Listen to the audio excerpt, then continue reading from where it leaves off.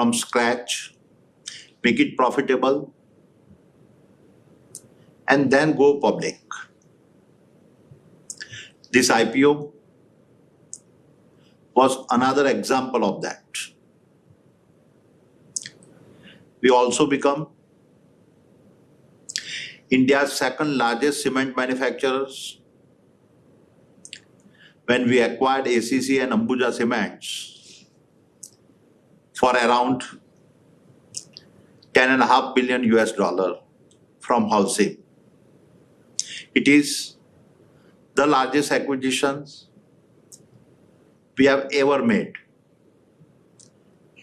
And it is also India's largest ever M&A transactions in the infrastructure and a material space. That's very impressive. Now, apart from being the richest Indian and the richest Asian, you're also the world's third richest person. How does it feel to be wealthy? What does money mean to you? See, Rajbhai, these rankings and numbers do not matter to me.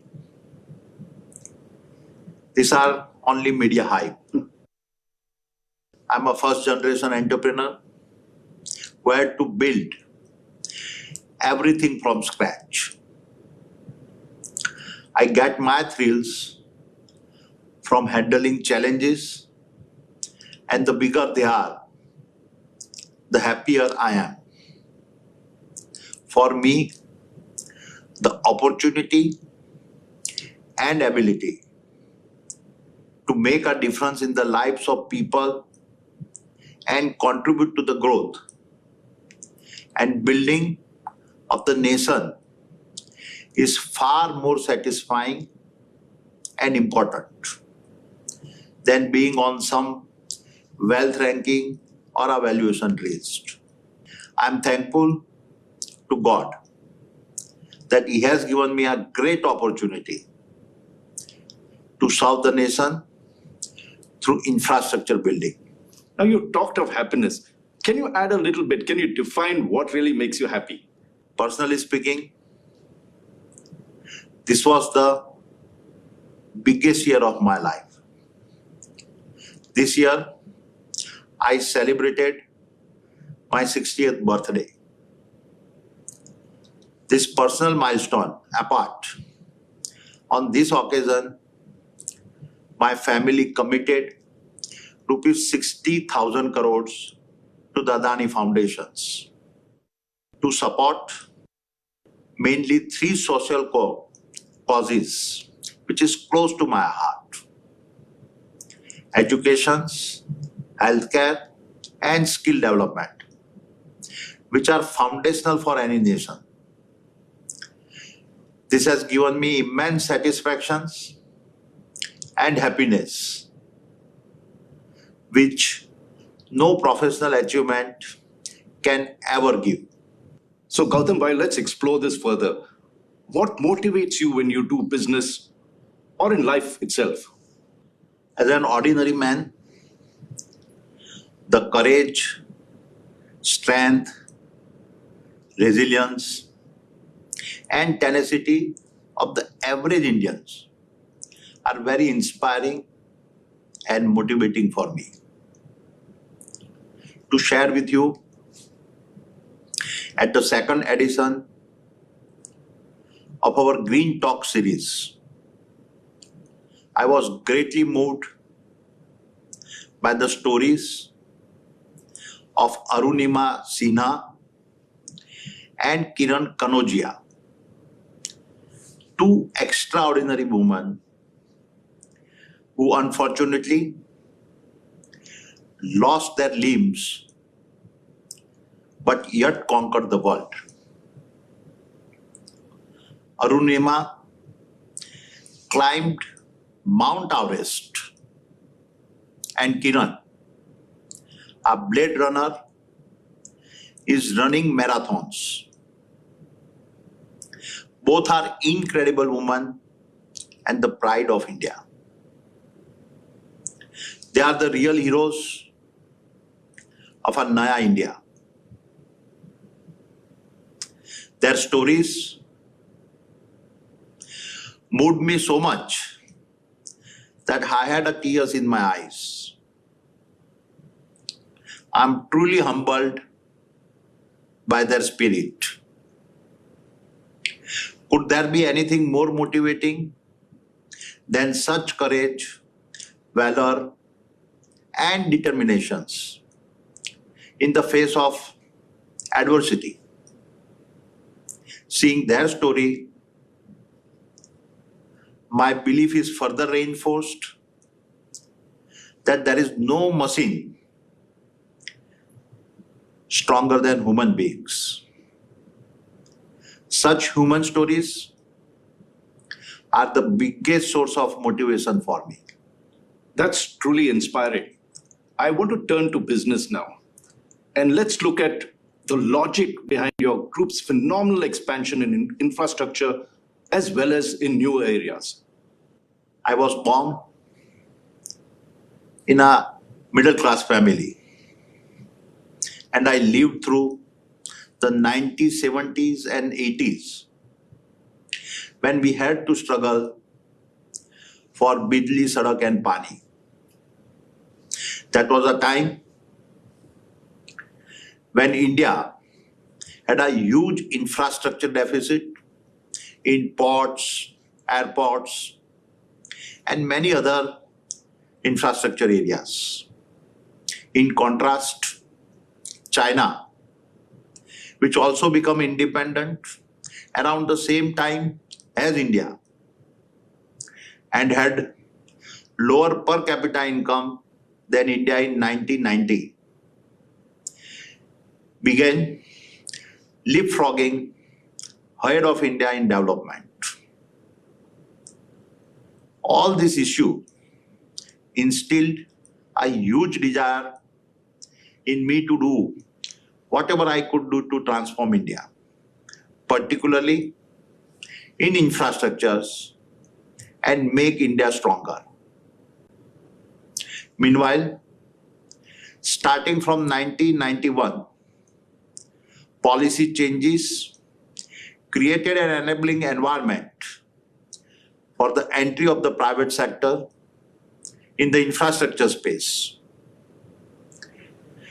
This is why I'm determined to use every opportunity to build a world-class infrastructures and facilities for India and Indians. Gautam, your phenomenal growth in the past decade has demonstrated that.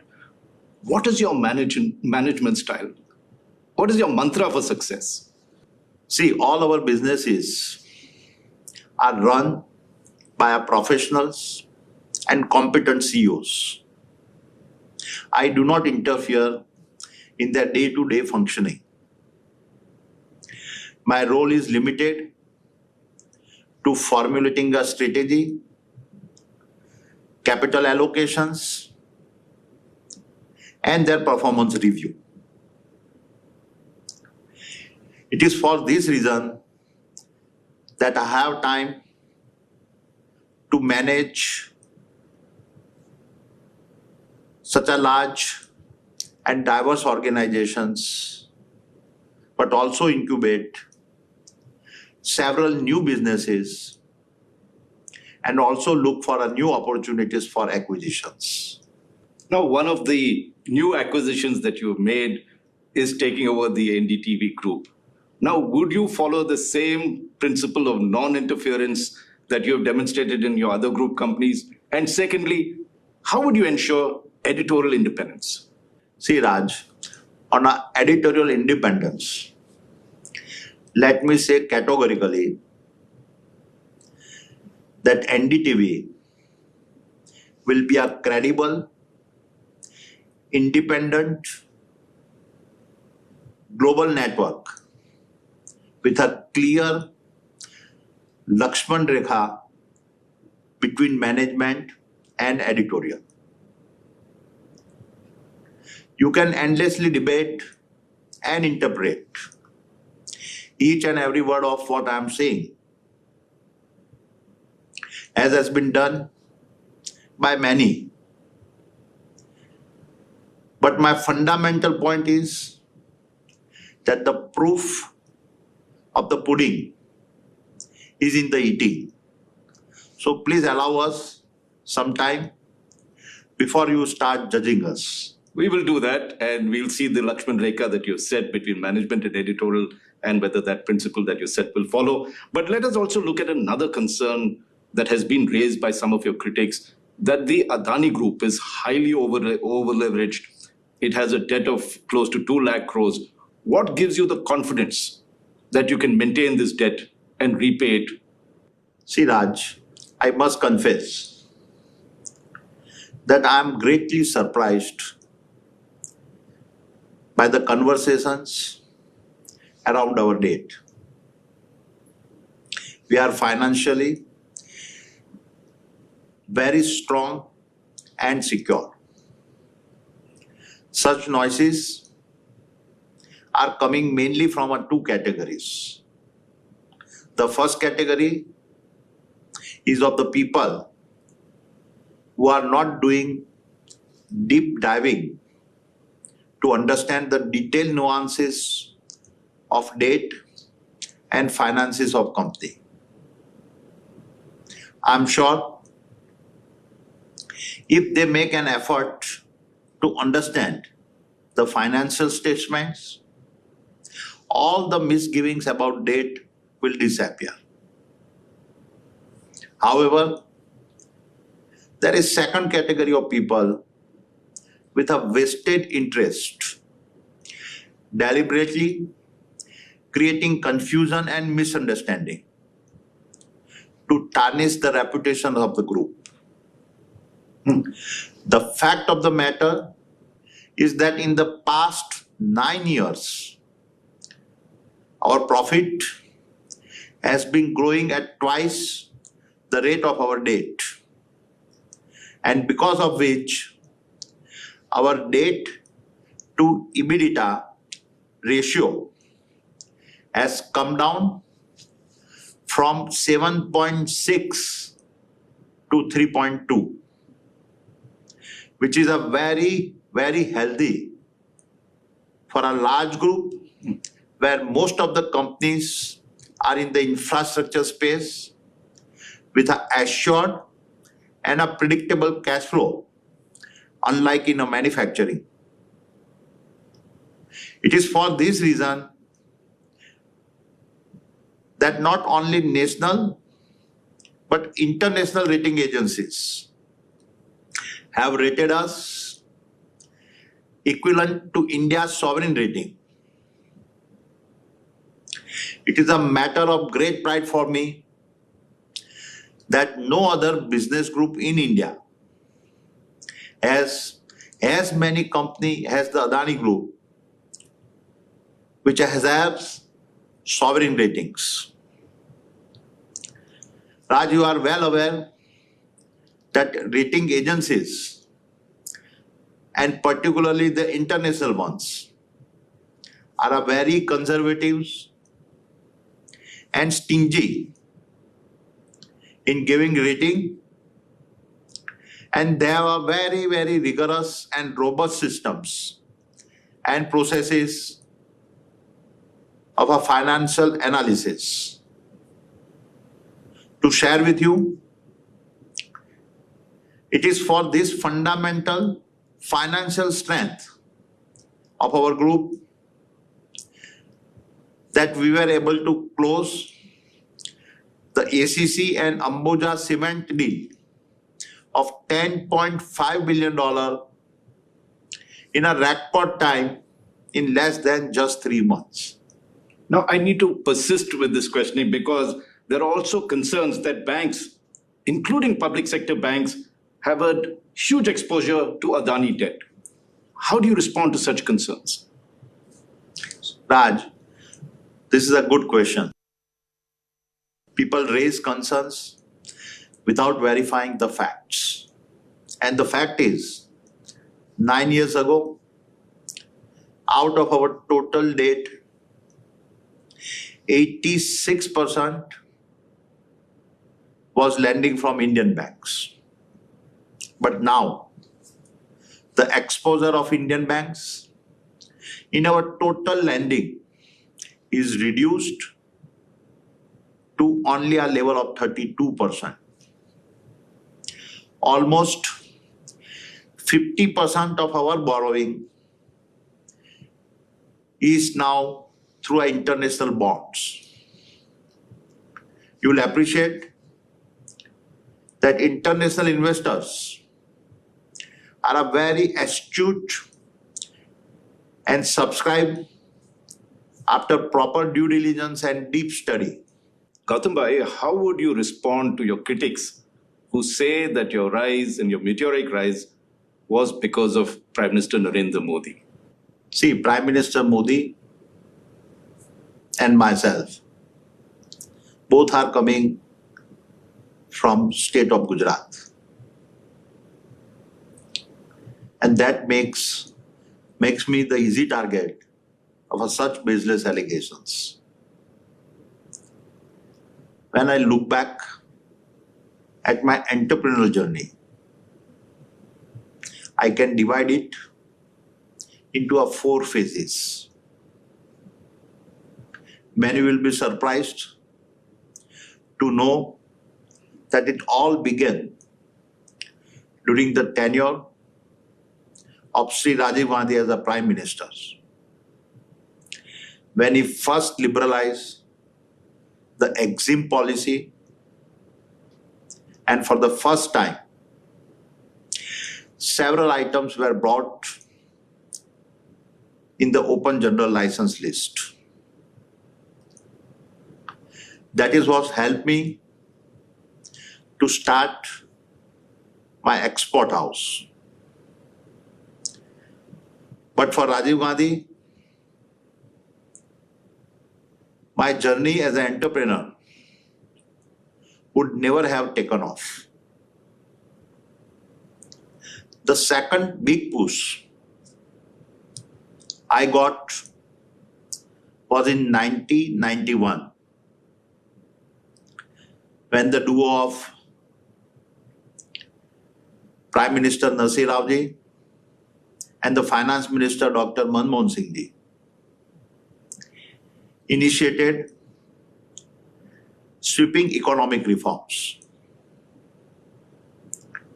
Just like many other entrepreneurs, I too was a beneficiary of those reforms. There is no point in further elaborating on it because so much has been said and written about it. The third turning point for me came in 1995 when Kesubhai Patel was sworn in as a Gujarat Chief Minister. Until then, all industrial development in Gujarat was only around National Highway 8 from Mumbai to Delhi via cities like Vapi, Ankleshwar, Bharuch, Silvassa, Vadodara, Surat and Ahmedabad. He was a visionary and a focused on a coastal development. And it was that policy change that took me to Mundra and prompted me to build our first port. The rest, as they say, is a history. The fourth turning point was in 2001 when Gujarat witnessed a massive focus on development under Chief Minister Narendra Modi ji. His policies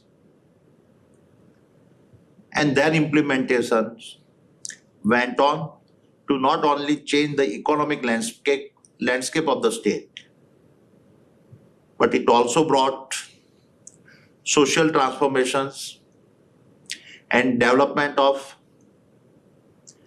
previously underdeveloped areas.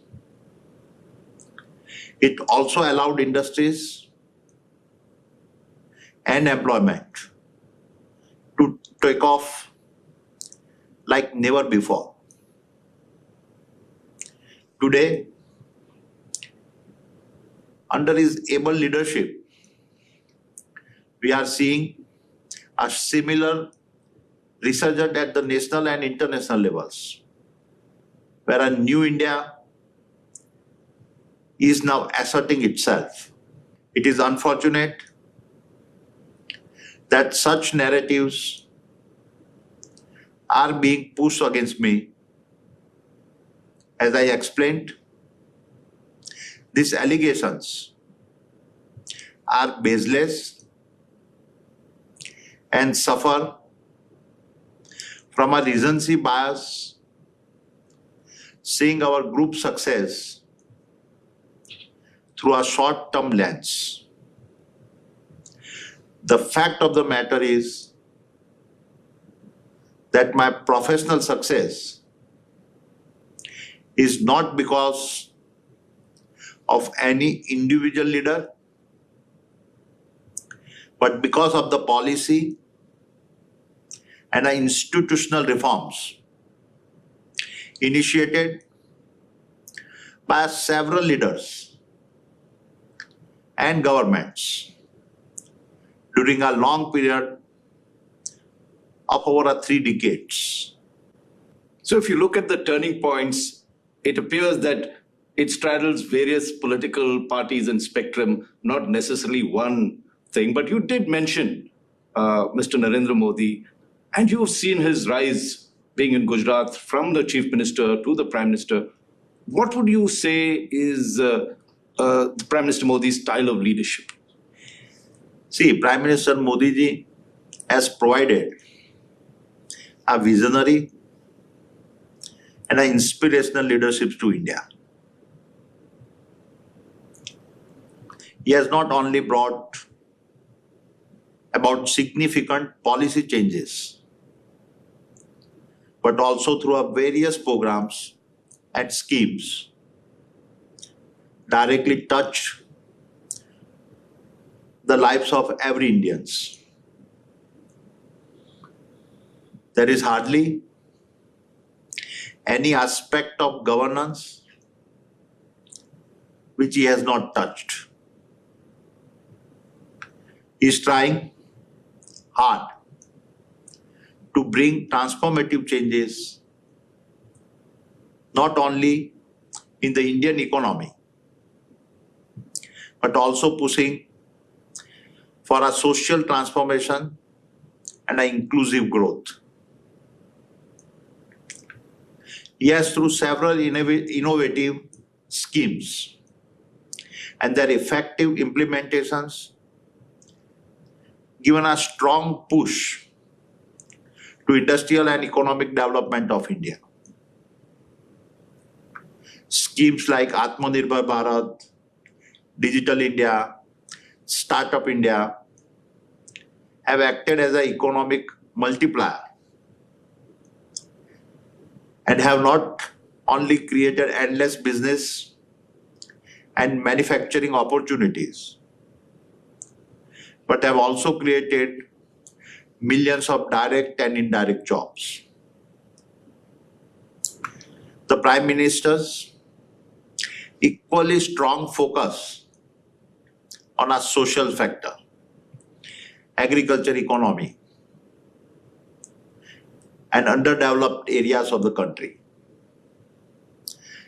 with a safety net for the poor, has ensured that the growth is inclusive and sustainable. His social scheme like a Swachh Bharat, Jan Dhan Yojana, direct benefit transfer, and Ayushman Bharat, and many others have brought transformative changes in India. Now, if you take a look at what you've said, I know that you've faced a lot of criticism on this particular front, but there are other areas as well.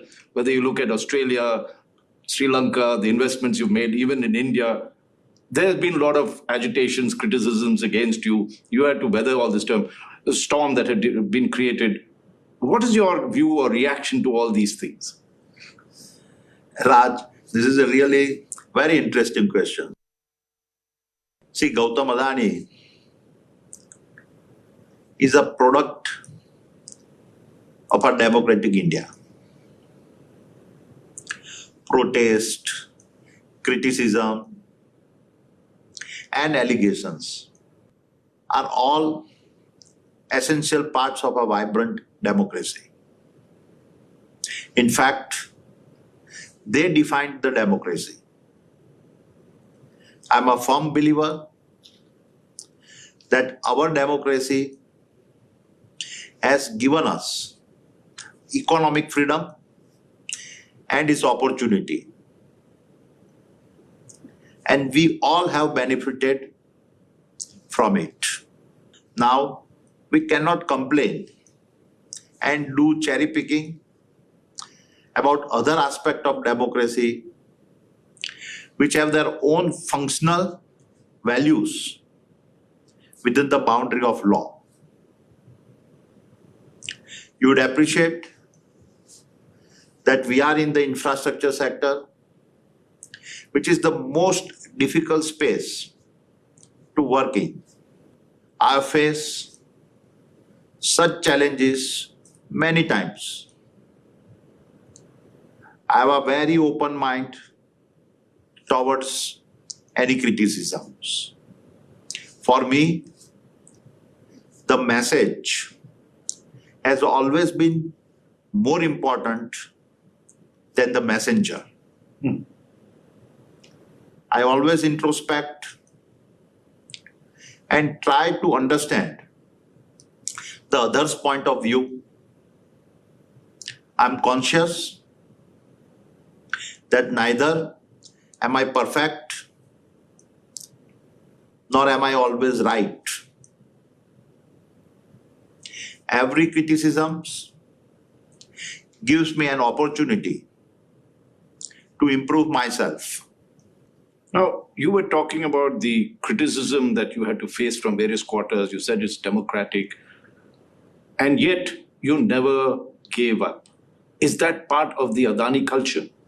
Yes, queuing up has never been a part of Adani's culture. Over the years, the group has developed a strong and professional team with an endless energy and a problem-solving approach. We are always looking at solutions. Having honed my skills in such a dynamic democracy like India, my group and I both are confident that we can deliver and do business in any part of the world. I've faced adversity and crisis from my childhood. Each of these occasions has taught me several valuable lessons and made me stronger. It is for this reason that I always tell my team, never waste a crisis. And may I add, you always seem to say, never waste an opportunity. And I see you're betting big on solar and green hydrogen.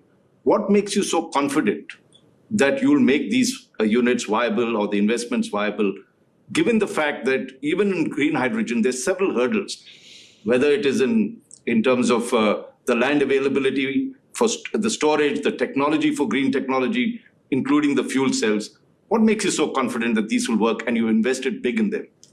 See, green energy is a very close to my heart. And energy transitions is not only a huge business opportunity, but also a responsibility to our future generations.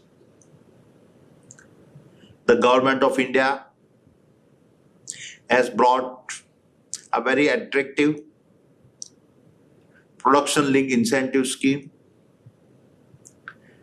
which has made the green hydrogen business viable and attractive.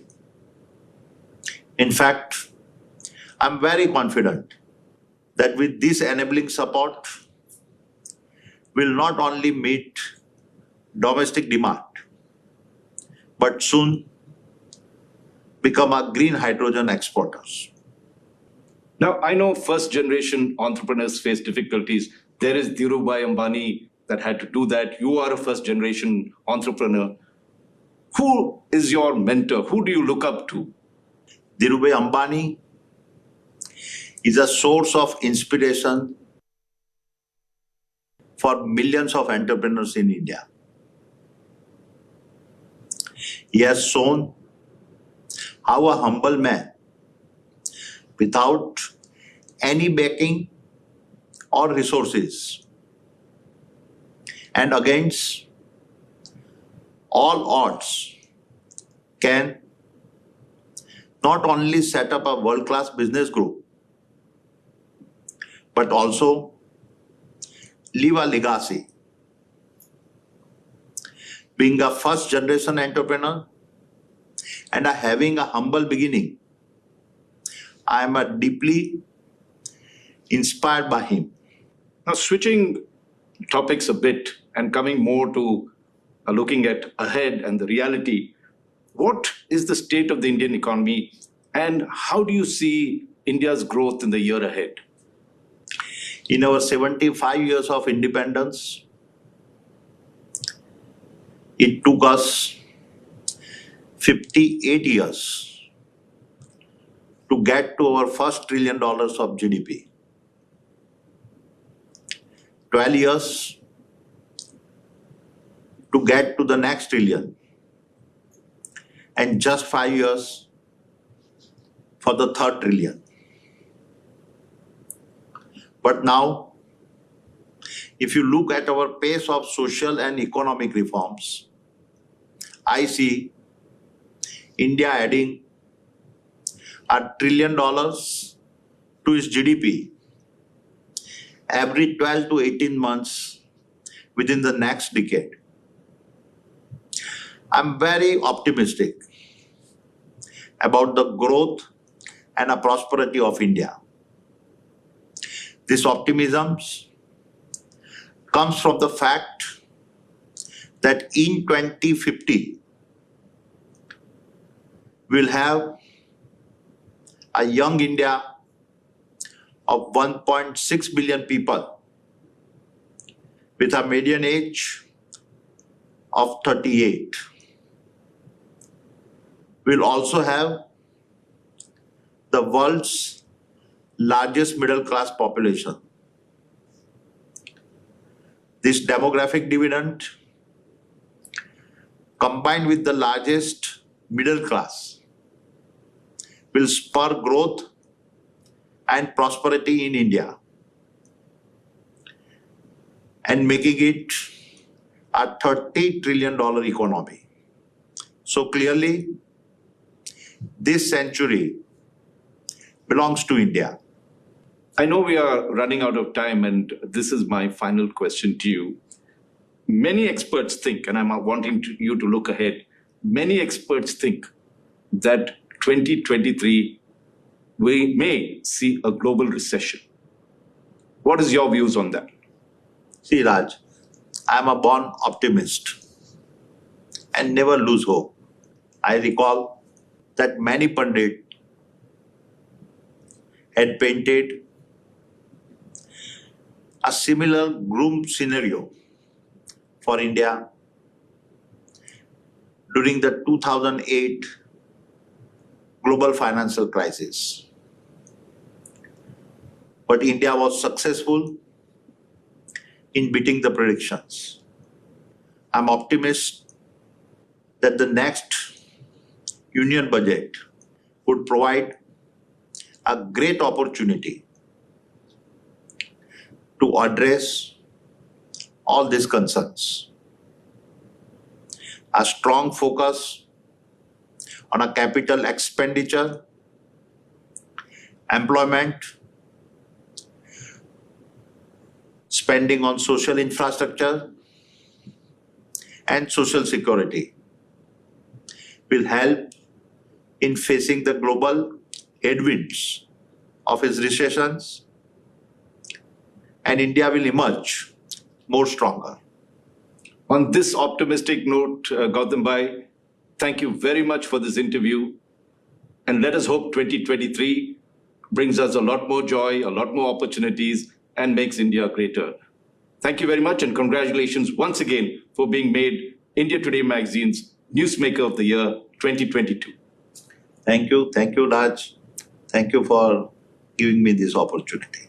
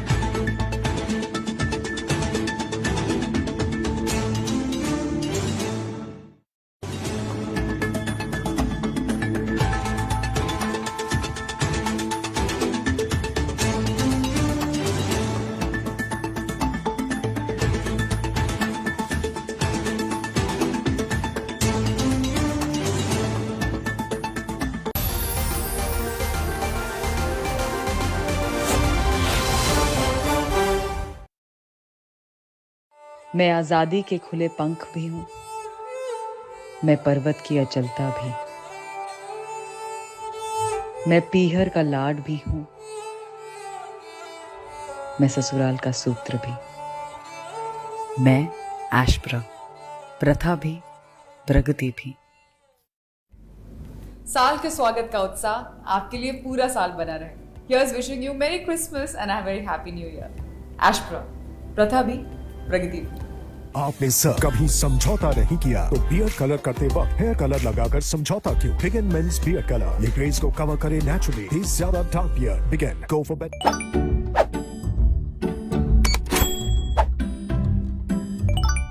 अब अपनी savings पे कमाइए ज्यादा interest. Open AU bank savings account online and earn up to 7% interest per annum. बात करें देश के प्रसिद्ध ज्योतिषी से, download AstroTalk app. 1.5 crore लोगों का भरोसा। जो कहानी हैरान कर दे वो अद्भुत है, जिसकी वजह समझ में ना आए वो अविश्वसनीय है, और जो कल्पना से परे हो वो अकल्पनीय। हम सब की जिंदगी में कोई न कोई कहानी होती है, और अगर आप भी कोई ऐसी अद्भुत